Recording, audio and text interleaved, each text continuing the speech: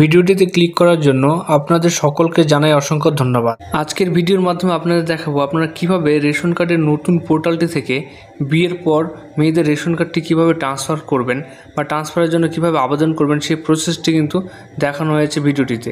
এক্ষেত্রে আপনাদের বলে রাখি, এই বিয়ের পর কার্ড ট্রান্সফারের জন্য কিন্তু আপনাদের 14 নম্বর ফর্মটি কিন্তু ফিল আপ করতে হবে।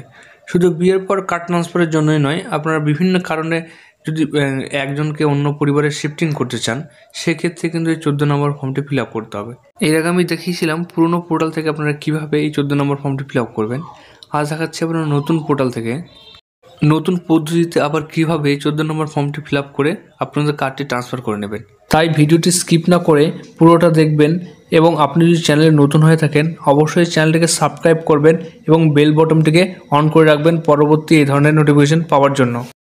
নতুন পোর্টাল বলতে কোনো নতুন ওয়েবসাইট না, এই ফুড ডিপার্টমেন্টের ওয়েবসাইটে যে হোম পেজটি রয়েছে সিটিজেন হোম, এর ভিতরে কিন্তু অপশানগুলি চেঞ্জ করেছে, পুরো ডিজাইনটি চেঞ্জ করেছে, এই জন্য কিন্তু নতুন পোর্টাল বলা হচ্ছে। এবার দেখে নিন এখান থেকে কীভাবে আপনারা অ্যাপ্লাই করবেন। 14 নম্বর ফর্মটি ফিল আপ করার জন্য আপনার ফুড ডিপার্টমেন্টের মেন ওয়েবসাইটে চলে আসবেন। আসার পর সিটিজেন হোম এখানে ক্লিক করবেন। প্রথমে এখানে ক্লিক করে আরেকটি পেজ ওপেন হবে, এখানে রেশন কার্ড কর্নারে ক্লিক করবেন।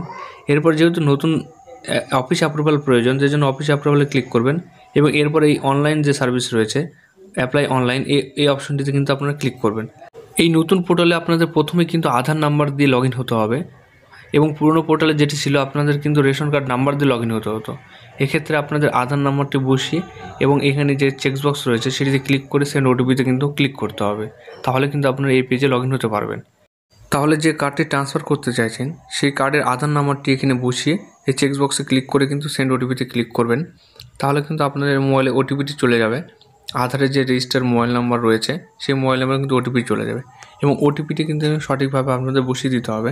বসিয়ে দিয়ে এই সাবমিট অপশনটি দেখতে পাচ্ছেন, এই সাবমিট অপশনে ক্লিক করতে হবে।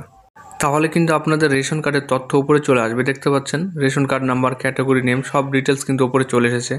এরপর যদি এই উপরে যে রেশন কার্ড যদি সব ঠিকঠাক থাকে তাহলে কিন্তু ইয়েস অপশনে ক্লিক করে সাবমিট অপশনে ক্লিক করবেন, তাহলে আপনাদের সামনে কিন্তু মেন ড্যাশবোর্ডটি খুলে যাবে, নতুন ড্যাশবোর্ডটি।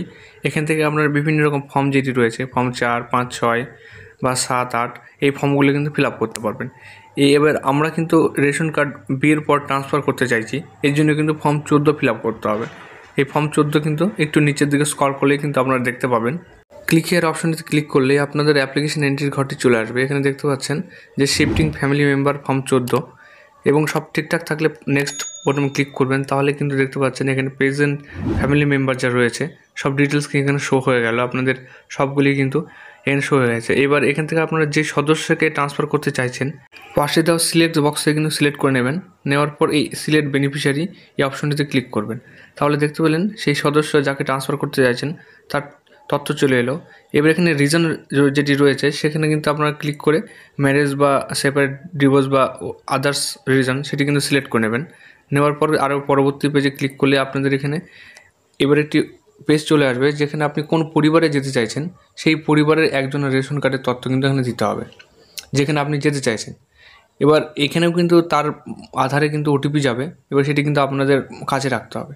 এবার তার আধার নাম্বার বসিয়ে দিলেন, বসিয়ে দিয়ে নেক্সট অপশনে ক্লিক করলেই দেখতে পাচ্ছেন যে তার নাম, রেশন কার্ড নাম্বার, আধার নাম্বার কিন্তু চলে এসেছে আপনি যেই নতুন পরিবারে যেতে চাইছেন। এবার আমি সেন্ড ওটিপিতে ক্লিক করলেই এবং তাদের মোবাইলে আধার রেজিস্টার মোবাইলে কিন্তু ওটিপি চলে যাবে। এবার ওটিপিটি এখানে বসিয়ে এই সাবমিট আর নেক্সট অপশনে ক্লিক করতে হবে, তাহলে দেখতে পেলেন আপনি যে নতুন পরিবারে যেতে চাইছেন সেই পরিবারের ফ্যামিলি ডিটেলস কিন্তু এখানে শো হয়ে গেছে, দেখতে পাচ্ছেন। এবং নিচে কিন্তু আপনার নামটি চলে এসেছে যেখানে লিখে রয়েছে নিউলি অ্যাডেড মেম্বার, যেটি কালোভাবে আপনাদের দেখাচ্ছে এবং ওপরগুলো নীলভাবে দেখাচ্ছে, এগুলো এক্সিস্টিং মেম্বার, আগের মেম্বার। অর্থাৎ এবার এই ফাইনাল সাবমিট অপশানে ক্লিক করলেই কিন্তু আপনাদের অ্যাপ্লিকেশনটি সাবমিট হয়ে যাবে এবং তারপরে সেটি অ্যাপ্রুভ হলেই কিন্তু সবগুলি একই কালারে হয়ে যাবে, অর্থাৎ একটি সবুজ সবুজ কালারে যেটি দেখছেন এবং সব ফ্যামিলি মেম্বার কিন্তু একই কালারে হয়ে যাবে। তাহলে আপনারা এই ফাইনাল সাবমিট অপশানে ক্লিক করছি, তাহলে কিন্তু আপনাদের অ্যাপ্লিকেশনটি দেখতে পাচ্ছেন সেভ সাকসেসফুলি হয়ে গেল, অর্থাৎ আপনার অ্যাপ্লিকেশনটি সাবমিট হয়ে গেল। এরপর কিন্তু আপনারা এই যে রেশন কার্ডটি অ্যাপ্রুভাল হয়ে গেলে, অফিস অ্যাপ্রুভাল হয়ে গেলে আপনাদের কার্ডটি ট্রান্সফার হয়ে যাবে। এইভাবে কিন্তু আপনারা খুব সহজে মাত্র 2 মিনিটে হাতে থাকা মোবাইল অথবা ল্যাপটপের সাহায্যে কিন্তু এই রেশন কার্ড ট্রান্সফারের অ্যাপ্লিকেশনটি করতে পারেন। এবং এই অ্যাপ্লিকেশনটি যদি আপনাদের ভালো লেগে থাকে অবশ্যই লাইক, শেয়ার, কমেন্ট করবেন এবং বন্ধুদেরকে শেয়ার করবেন এবং সবশেষে ভিডিওটি দেখার জন্য অনেক অনেক ধন্যবাদ।